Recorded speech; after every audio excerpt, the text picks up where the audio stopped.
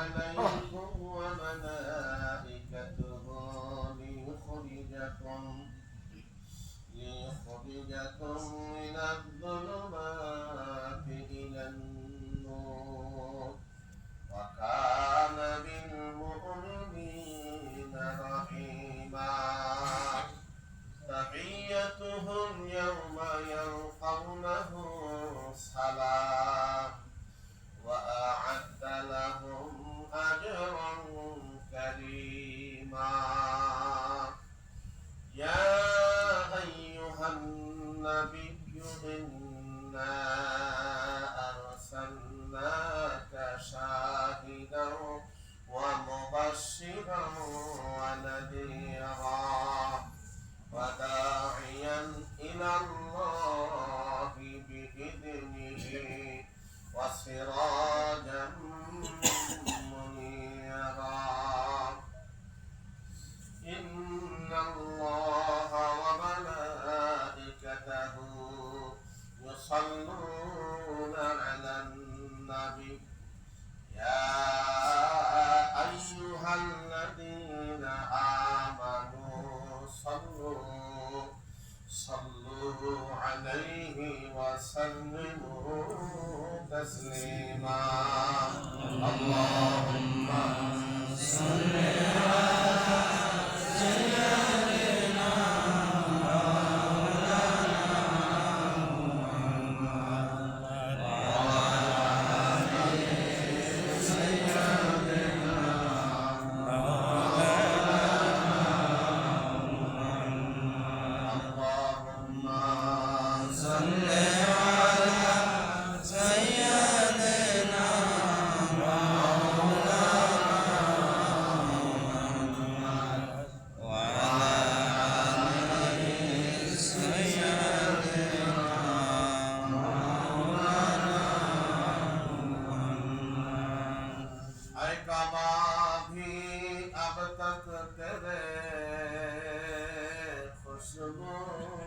से मुअत्तर मक्के का हर कुछ भी हाजर भी और शजर भी अल्लाहुम्मा सल्ली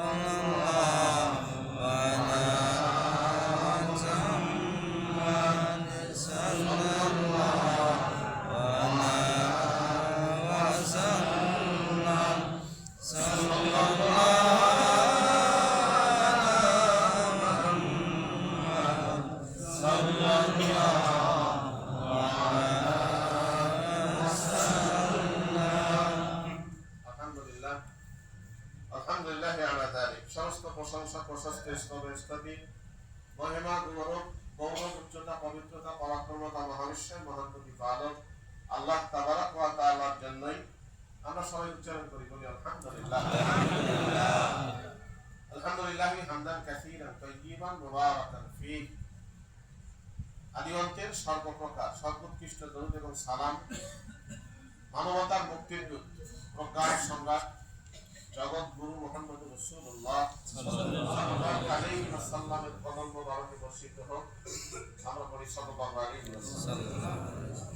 আল্লাহ তাআলা সাকিনা সালামত রহমত অবিস্তারিত দ্বারা বর্ষিত হতে থাক তামাম আম্বিয়া কেরাম আসহাবে কেরাম মালায়েকাতুল মুকাররামিন সহ আল্লাহ তাআলার প্রিয় বান্দা বান্দি যারা যেখানে শায়িত থাকলেন সকলের আরওয়াহ করে সকলে করে আল্লাহুম্মা আমিন। সাথে সাথে আমাদের জনমুখী মা বাবা সমাজ সংসারে দাঁড় করায় দিয়া যাওয়ার সময় কিচ্ছু নিয়ে যেতে পারে না।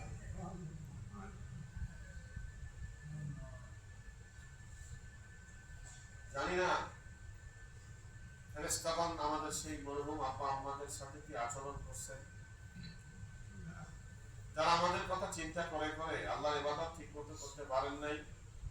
এই জাকির শাকিরদের মজলিসে বসে আমাদের আবেদন, আমাদের প্রার্থনা, আমাদের দোয়া, আল্লাহ যেন তাদের আরওয়ার উপরে ক্ষমা এবং নূর দ্বারা মাকবুল করে দেন। আল্লাহুম্মা 122 নম্বর মকতুব মোল্লা তাহের বাদাখশীর রেকর্ড লক্ষ্য উচ্চ রাখার বিষয় লিখিতেছে।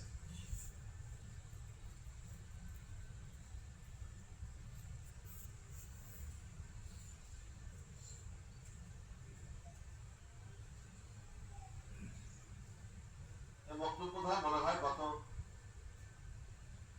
একদিন মাহফিল বোধহয় আগে আলোচনা করা হয়েছে কিনা জানি না। আচ্ছা যাই হোক, আলহামদুলিল্লাহ যখন পড়ে ফেলছি এটাই করি। মোল্লা বাদাখশীর রেকর্ড লিখিতেছেন লক্ষ্য উচ্চ রাখার বিষয়। প্রত্যেকটা মানুষের জীবনে একটা এইম থাকে, লক্ষ্য থাকে, গোল থাকে। প্রত্যেকটা মানুষ যখন টার্গেট নিয়ে চলে, সে টার্গেটটা পর্যন্ত নাও যদি পৌঁছতে পারে, কাছাকাছি যেতে পারে। কোন ছাত্রের যদি টার্গেট থাকে আমি ডিসি হব, আর এই অনুসারে যদি তার অনুশীলন চলে, তাহলে ডিসি না হোক অন্তত ম্যাজিস্ট্রেট পর্যন্ত, দেওয়া পর্যন্ত হতে পারে। আর আল্লাহ ইচ্ছা করে তার টার্গেট ফুলফিল করে দিতে পারে। এখন আমাদের টার্গেট কি হওয়া উচিত? আমরা যারা মুসলিম, আমরা যারা ইমানদার, আল্লাহ রাসূলের আমরা গোলাম, যারা আমরা যারা আল্লাহর গোলাম, রাসূলের মুহিব্বিন, আমাদের টার্গেটটা কি হবে? শুরুতেই বলছেন আমাদের টার্গেটটা হওয়া উচিত সর্বোচ্চটা। কোনটা? সর্বোচ্চটা টার্গেট হওয়া উচিত। তারপরে আল্লাহ কি দিবেন আল্লাহ চাইতে কম করবো কেন? আমরা যদি ডিসি সাহেবের কাছে এখানে আবেদন করি, আমাদের খালটা পূরণ করা দরকার,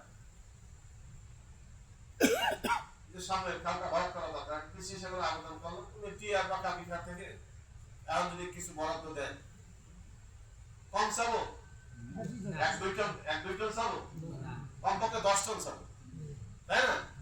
যদি এক্সেস থাকে উনি তো দেখে কিছু বরাদ্দ দিবেনি, উনি কি বরাদ্দ দিবেন সেটা পরে ব্যাপার। কিন্তু আমরা চাইতে কম করবো কেন? চাইতেই যদি ঠকে দেয়, যে দোকানদার মাল কিনতে ঠকে, বেচতে গিয়ে তার ভালো ব্যবসা হয় না। শুরুতে বলছেন আমাদের লক্ষ্য উচ্চ, সর্বোচ্চ থাকা দরকার। আল্লাহ আমাদের কবুল করুন। শুরুতে বলি যে আসলে সর্বোচ্চ টার্গেটটা আমাদের কি হবে? ইয়া ইলাহি মাকসুদ মেরা তুমি রেজায়ে তেরি, মুসলিম রহমত মোহাব্বত মারিফত নসিবে। ইয়া ইলাহি মাকসুদ আমার উদ্দেশ্য, আল্লাহ তুমি রেজায়ে তেরি, আল্লাহ সন্তুষ্টি। আমাদের টার্গেট কি? আল্লাহ মুসলিম রহমত। রহমত মানে কি?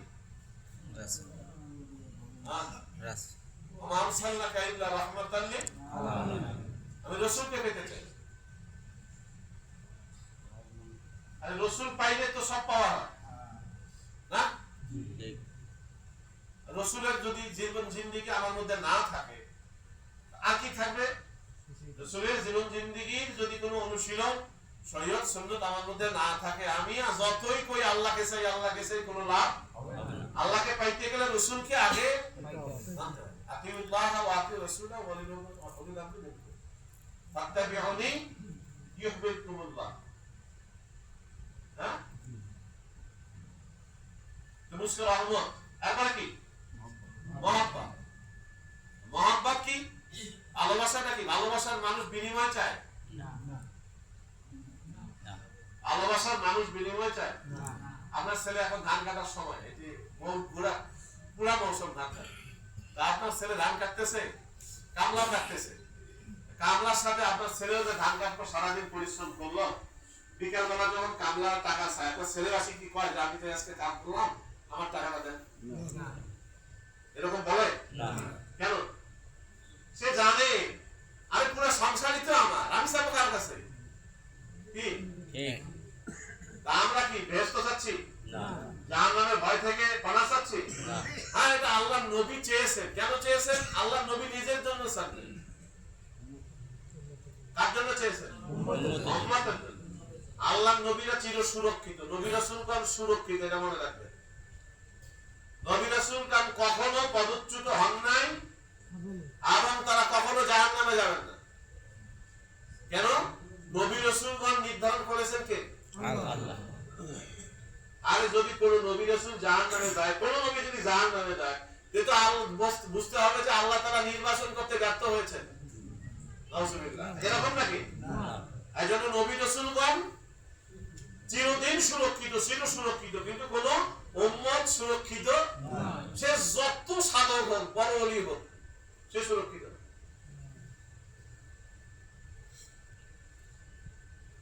তাহলে আল্লাহ নবী তো দোয়া চেয়েছে, দোয়া করেছেন, আল্লাহুম্মা আতিনি মিনান নার, বলেন নাই? আল্লাহুম্মা আদখিলনিল জান্নাতা বিগাইরি হিসাব। এটা কাকে শিক্ষা দিবেন? উম্মতকে। ইলাহি মাকসুদ মেরা তুই রিসায়ে তেরি হুসনু রহমত। তারপর কি?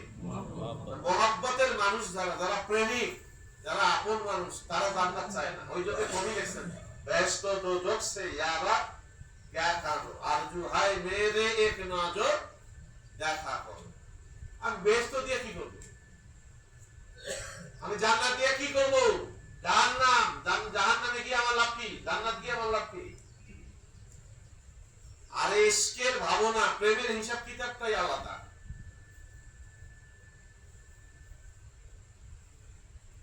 প্রেমের হিসাবটাই আলাদা। তাফসীরে মাজারিতে লিখছেন না যে 3 শ্রেণীর মানুষ জান্নাতে অর্ডার হবে, কিন্তু তারা জান্নাত যাবে না, বসে থাকবে।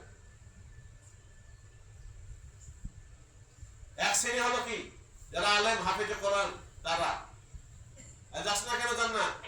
ও আল্লাহ, যাদের কারণে আমি জান্নাত, আমি এই ইলম শিখেছি, তোমার বান্দা হয়েছি, তারা কোথায়? আমার মা কোথায়, বাবা কোথায়? ওই যে কমপক্ষে 10 জনকে জাহান্নামীদেরকে জান্নাত নিয়ে যাবে যে, আর একজন খাঁটি আলেম তো বেশুমার নিয়ে যাবে। আর এক শ্রেণী হলো ওই জাকিরিনরা, আল্লাহর মহব্বতের মানুষরা। হিসাব কিতাব হচ্ছে ওদের কোনো খেয়ালই নেই। আরে কিসের হিসাব? ফেরেশতারা জিজ্ঞাসা করবে, গরিব মানুষ, ফেরেশতারা জিজ্ঞাসা করবে, এই তোমরা কি করবা? ওই ওখানে কি হচ্ছে? হিসাব। কিসের রে হিসাব? আল্লাহ জীবনে দুনিয়াতে মালই দেয় নাই, আর হিসাব রে কিসের? তখন আল্লাহ তাআলাই বলে দিবেন ফেরেশতাদের, নয় আমার কানে কানে কয়, দিক দিয়ে যাইতে তো, সুবহানাল্লাহ, এদিক দিয়ে জান্নাতের রাস্তা যাইতে। আর এক শ্রেণীর মানুষ থাকবে, এটা তো সে মাজারিতে রেখেছেন, কালিসানা রাফানি মুদুর। লোকেদেরকে জিজ্ঞাসা করবে, তোমরা কি চাও? জান্নাত চাও না জাহান্নাম চাও? তখন জাহান্নামে না, আর কি জাহান্নামে চায় না? ঠিক আছে, যাও তো, উঠে দিবে তো। আর এই লোকগুলো কি রকমের হবে? জাহান্নামের দিকে দৌড় দিবে।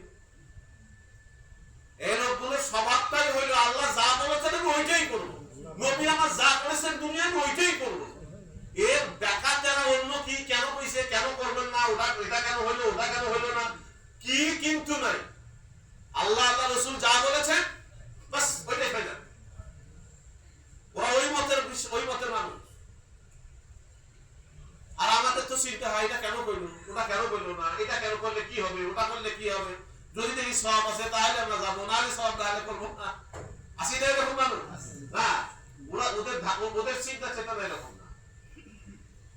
যেই বলছে ঠিক আছে যাও, জাহান্নামে যাও, উঠে দিবে তো। আর আল্লাহ তাআলা ফেরেশতাদের বলবে, এই থামো। কেন? যে এরা যদি জাহান্নামে যায়, জাহান্নামের আগুন নিভে যাবে। সুবহানাল্লাহ। জাহান্নামের আগুন বানাইছে কে? আল্লাহ। আল্লাহর শক্তি বেশি না আগুনের শক্তি বেশি? আল্লাহর প্রেমের আগুন তার অন্তরে, জাহান্নামের আগুন কি করবে? ওই জন্য তারা যাবে। তিন শ্রেণীর মানুষ এরকম, যারা মহব্বতের মানুষ, যারা প্রেমিক, যারা আসে, তারা জান্নাত চাবে না। হ্যাঁ, কেন চাবে? যে ওইখানে গেলে আল্লাহর সাক্ষাৎ পাওয়া যাবে।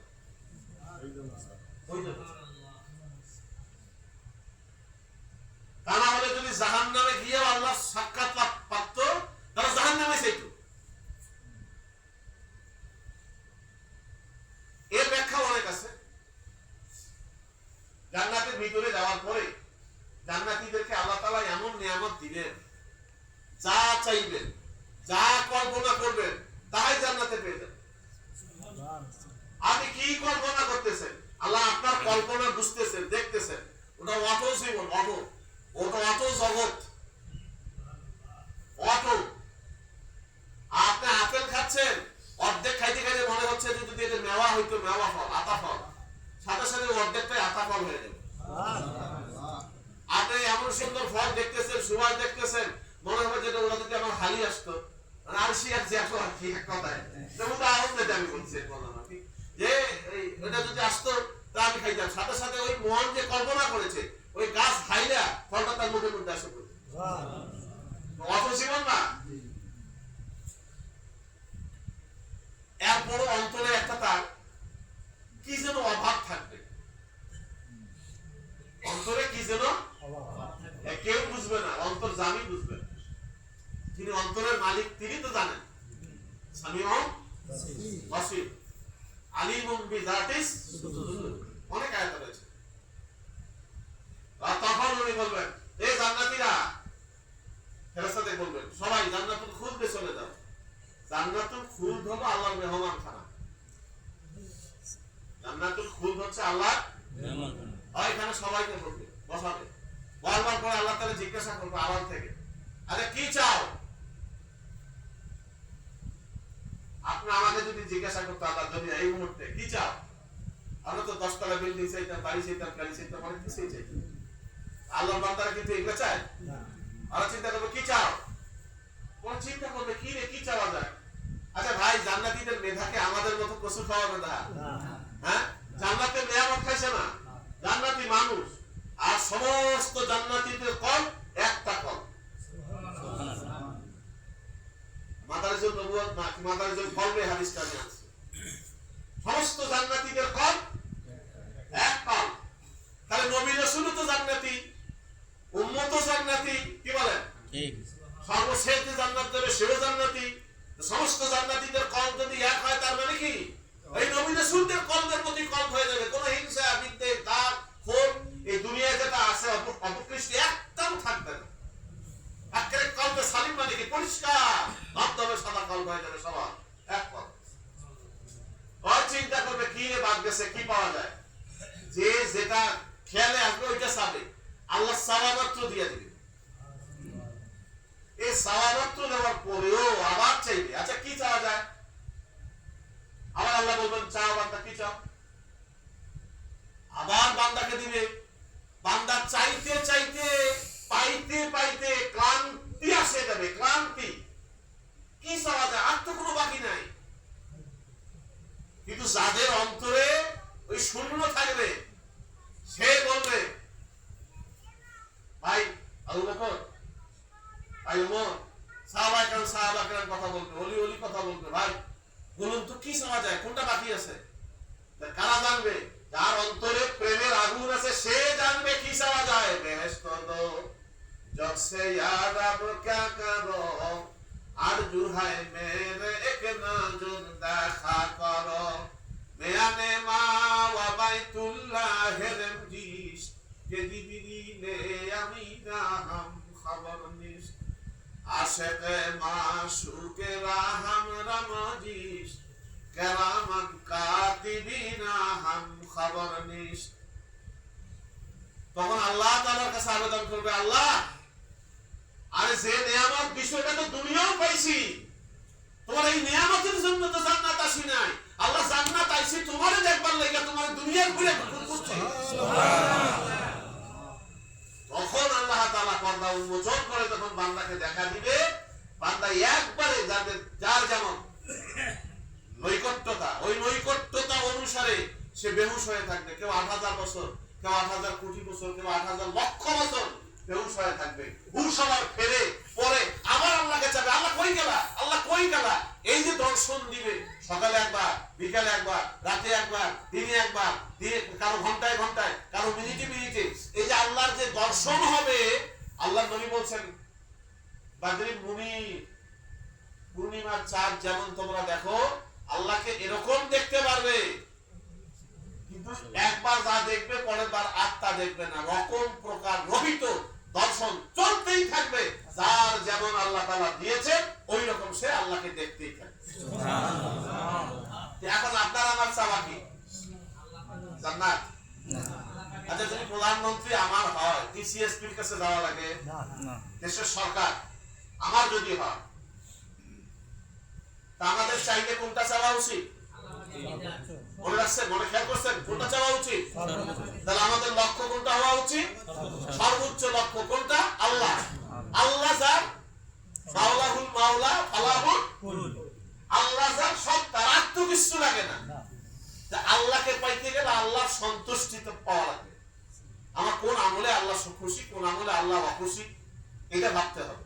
আসুন বক্তব্য করি। মাওলানা মোহাম্মদ তাহের পত্রের উত্তর যদি বিলম্ব হওয়ায় ক্ষমা করিবেন। আল্লাহু আকবার। দেখেন আল্লাহর ওলিদের সিফাত। আমরা কিন্তু মানুষের কাছে ক্ষমা চেতে শিখি নাই। নমনীয়তা, বিনম্র এই স্বভাবটা আজ আমাদের ভিতরে নাই। আছে? নম্রতা কি সেটাই চিনি না, আমরা বুঝি না। ক্ষমা কি চিনি না, বুঝি না। ওজাদেতা আল-বেসারি রাহমাতুল্লাহর মতো একজন মানুষ তার খলিফার কাছে বলতেছেন যে পত্র দিতে বিলম্ব হওয়ায় কি করবেন? ক্ষমা করিবেন। তাহলে উনি যদি মানুষের কাছে, নিঃস্ব সনদের কাছে ক্ষমা চাইতে পারে, আমাদের কথায় কথায় আমরা অসংখ্য ভুল করি। ক্ষমা চাইতে আমাদের কেন যদি কুণ্ঠা বোধ হয়। যে ক্ষমা করতে দিচ্ছে না, যে ক্ষমা চাইতে দিচ্ছে না, জানবেন ওইটাই হলো নকশা আমার। মাওলানা ইয়ার মোহাম্মদ আপনাকে আমার স্থানান্তরিত হওয়ার বিষয়ে অবশ্য কিছু বলিবেন। যখন ভারতে যাওয়ার আপনার একান্ত ইচ্ছা, তখন যাইতে পারেন, কিন্তু স্বীয় পরিবার বর্গের সংবাদ লইতে থাকিবেন। আপনি যেখানে যান পরিবার বর্গের কি নেবেন? খোঁজ খবর নেবেন। এটা সুন্নাহ, আল্লাহর রাসূলের সুন্নাহ। আমরা গেছি, ওইটা গেছি।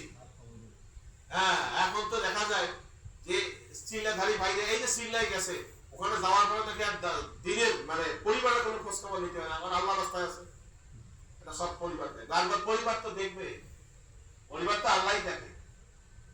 এই যে ঢাকায় একটু আগে ইয়া হয়েছে, সকালে ভূমিকম্প হয়েছে।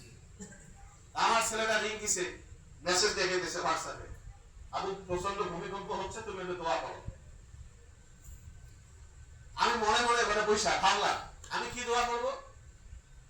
আরে বেটা বেটি যখন আমার যায়, তখন তো আল্লাহর ওয়াস্তে দিছি, আল্লাহর উপরে তাওয়াক্কুল করে দিছি। আল্লাহর উপরে ছেড়ে দেওয়ার পরে আমি কি করব? আল্লাহর চাইতে আমি বেশি কিছু? আমি ওই যে আল্লাহকে বললাম, আল্লাহ আমি তোমার উপরে তো ছেড়ে দিছি, এবার তো তার মালিক তুমি, তোমার যা ইচ্ছা করো। আর কি বলা আছে?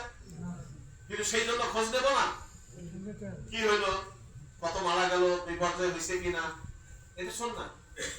আল্লাহ নবী সাহাবা একরামদের এরকম সুন্নাতগুলো শিখাইতেন, খোঁজ খবর নিতেন, পরিবারের খোঁজ খবর নিতেন, তার পরিবার কিভাবে চলতেন। আরে এমনকি রাতে ঘুমানোর আগে কমপক্ষে 40 বাড়ি খোঁজ নিয়ে ঘুমাতেন। আজ দেখবেন প্রতিবেশীর হকের মধ্যে এই হাদিসগুলো পাবেন আপনারা। তাহলে পরিবার বর্গের সংবাদ লইবেন। অবশিষ্ট কথা সাক্ষাতে বক্তব্য, ইয়া প্রচলিত কথা। আল্লাহ তাআলা সর্বদা হুজুরি রাখা উচিত এবং অপর লোক হইতে দূরে সরিয়ে থাকা একান্ত আবশ্যক। হুজুরি মানে এটা কি? আমরা জানি হুজুর উপস্থিত। এই যে এখন আমরা হুজুরদেরকে হুজুর বলি, কেউ কেউ আছে বাবা বলতে দেয় না, গুনাহ নাকি হয়, আবার তারাও দিনরাত বাবা হয়। বাবা বলায় গুনাহ হবে কেন? আমি এটা বুঝি না। ভাষা তো আমাদের ভাষাটা হচ্ছে বাংলাদেশের সংকর ভাষা, বিভিন্ন ভাষার মিশ্রণ এখানে আছে। আর আমাদের এই ভাষাটা আসছে বিশেষ করে এই ইরাক, ইরান, তুরস্ক, লেবানন, এই এই এই সাইডটা, আফগানিস্তান, পাকিস্তান হয়ে কিন্তু ভারত হয়ে ভাষাটা আসছে। আজও তুরস্কে দেখবেন বাবা বলে, বৃদ্ধ মানুষ, বয়স্ক মানুষকে সম্মানের সাথে বাবা বলে। দেখবেন ওই দেশের ভাষা, ওই দেশের যদি কোনো আপনি সিনেমা টিনেমা দেখেন বা কোনো কিছু দেখেন, নাটক টাটক দেখেন বা যাই বই পুস্তক পড়েন, দেখবেন যে ওরা পারেন আপনি। মুরব্বীদেরকে বাবা বলে, অতি সম্মানিত ব্যক্তিদেরকে খাজা বলে। বাবা বলা যায় না, ওরা আবার বাবা কয়, কি বলে না? রিক্সায় উঠলে কি বাবাকে ধরে চালাও, বাবাকে আসতে চালাও। এই উদাহরণ তো অনেকবার আমরা দিছি। বাবা বললে দোষ কেন? এটা মানুষকে সম্মানের জন্য বাবা বলা, অন্য কিছু না। বাবা বললে তার কাছে মেয়ের বিয়ে হয়, বাবা মায়ের বিয়ে হয়। তো মায়ের যদি বিয়ে হয় তাহলে ফকির বাটা এসে তো ভিক্ষা করতেছে, বাবা গো, মা গো, মানে ভিক্ষা দাও গো, হয় না? ফকির বাড়ার পাশে কি সব মহিলা করে বিয়ে করে খেয়ে গেছে? এই যে ভুল ব্যাখ্যা দিচ্ছে আলেমরা, কি বলতে হবে? হুজুর বলেন। এটা বলেন, হাদিস একটা দেখান, আলেমদেরকে হুজুর বলতে হবে। একটা হাদিস দেখান সাহাবায়ে কেরাম রাসূলুল্লাহ সাল্লাল্লাহু আলাইহি ওয়াসাল্লামকে হুজুর বলছেন। আরে হুজুর হইল উপস্থিত কোন ব্যক্তি, সম্মানিত ব্যক্তি। কি উপস্থিত সম্মানিত? এই যে আমরা যখন রোল কল করি ক্লাসে, টিচাররা রোল কল হচ্ছে 1 2 3 4 5 বলা হচ্ছে না? জি। যে এক রোল, সে কি বলতেছে? হাজির স্যার, উপস্থিত স্যার, প্রেজেন্ট স্যার, কি বলছে না? এইভাবে আসি স্যার। আচ্ছা, এটা কি প্রেজেন্ট মানে কি? উপস্থিত। এটা কি আরবি কি হাজির? আর যদি ব্যক্তিটা সম্মানী হয়, হুজুর, মহাশয়, জনাব, এগুলো। তাহলে এখানে হুজুরি বলতে কি বোঝানো হয়েছে? যে হুজুরিটা হচ্ছে এই যে সর্বদাই আল্লাহর জাতি নূরের মধ্যে আপনি উপস্থিত রয়েছেন, এটা বলা হয় হুজুরি। না বুঝতে পারি না? এটা কি সর্বদাই আপনার দিলে যদি আল্লাহর রহমত নাযিল হয়, কখন বুঝবেন? যদি সর্বদাই আপনার দিল আল্লাহর জিকির করে, তাহলে আপনি বুঝবেন যে আল্লাহর রহমতের মধ্যে আপনি আছেন। এটা হলো হুজুরি। আর যদি এটা না হয় তাহলে এটা হুজুরি না। তাহলে কি বলছেন? যে আল্লাহ তাআলার সর্বদা হুজুরি রাখা উচিত। সর্বদাই আল্লাহকে হুজুরি রাখা মানে আল্লাহর কথা মনে রাখা। নামাজ পড়ছি, আল্লাহর কথা মনে নাই, নামাজ হবে? সবাই ঘুম ধরছে, নামাজ পড়ছি, দুনিয়ার কথা এসে হাজির হয়েছে, দুনিয়ার কথা মনে করতেছি, ছেলের কথা, মেয়ের কথা, মানে এই যে ব্যবসার কথা, বাণিজ্যের কথা, মানে এই যত জাগতিক বিষয়, এই বিষয়গুলো যখন মনে আসে, আল্লাহর কথা মনে থাকে না, তখন কি আমার নামাজ হবে? তাহলে নামাজেও কার কথা মনে থাকা লাগবে? হাল চাষের সময়, যুদ্ধের সময়, কোরআনে আয়াত আছে তো। আরে যখন তুমি যুদ্ধের মাঠে যাবে তখন আল্লাহর জিকির বেশি বেশি করে করো। তো যুদ্ধের মাঠে যদি আল্লাহর জিকির বেশি বেশি করে করতে বলছে, এখন আপনি যদি মনে করেন যে এখানে লা ইলাহা ইল্লাল্লাহ, লা ইলাহা ইল্লাল্লাহ জিকির করতে করার কথা বলছে, এখন শত্রু বাহিনী আমাদের আক্রমণ করছে চতুর্দিক থেকে, আর আমরা এখানে গোল হয়ে শুরু করছি লা ইলাহা ইল্লাল্লাহ। এটা ওইখানকার জিকিরের অর্থ হলো বুদ্ধিমত্তার সাথে, হিকমতের সাথে জিহাদান কাবীরা, হ্যাঁ, ওয়াজাহিদু বিহি জিহাদান কাবীরা, যে বড় যুদ্ধটা করবে তাহা দ্বারা, মানে কোরআন দ্বারা, ইলম দ্বারা, বুদ্ধি দ্বারা কাফেরদের বিরুদ্ধে জিহাদ করবে। কার জন্য? আল্লাহর জন্য, নফসের জন্য না। যদি জিহাদ করতে গিয়া মনে হয় যে আমি আমার জন্য জিহাদ করতেছি, এই জিহাদ আল্লাহর দরবারে কবুল হবে। হাদিস আছে না, হযরত আলী রাদিয়াল্লাহু তাআলা যুদ্ধ করছেন, দুইজন যুদ্ধ করতে করতে করতে আর আলী রাদিয়াল্লাহু তাআলা কাফেরের উপরে বসে গেছে, ছুরি চালাবে, অন্য থু দিছে, যেই থু দিছে, থু আলী রাদিয়াল্লাহু তাআলা উঠে রাখছে, উনি উঠে গেছে, আর জবাই করে দেন, কাফের আশ্চর্য হয়ে গেছে, কি হলো, এটা কেমন ঘটনা? বলে যে আগে যদি তুমি থু না দিতে, আমি যদি জবাই করতাম, ওইটা হইতো আল্লাহর রাস্তে, আর এখন যদি আমি তোমাকে হত্যা করি, তাহলে এটা হবে আমি তুমি যে থু দিছো, আমার অন্তরে রাগ জন্মিছে, এটা আমার নিজের কারণে হইতো, এটা আমি এই কারণে তোমাকে ছেড়ে দিলাম। যুদ্ধের মাঝেও কি হিসাব কিতাব করে সাহাবায়ে কেরাম চলতেন খেয়াল করুন। তাহলে আল্লাহর কথা সবসময় কি রাখতে হবে? এই সবসময় আল্লাহর কথা মনে রাখা মানে কি?